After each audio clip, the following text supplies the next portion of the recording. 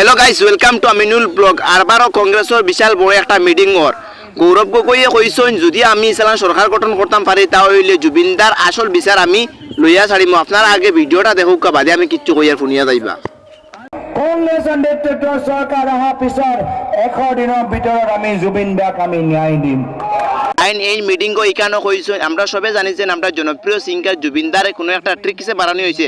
যদি এর আসল অপরাধকারীরে পাওয়া হয় তারে 5 বছর জেল খাটানো হইব তাই নিকানো কইছেন কংগ্ৰেছৰ আইনৰ অন্তৰ্গত তেখেতক 5 বছৰ কাৰণে আমি জেললৈ পঠাম।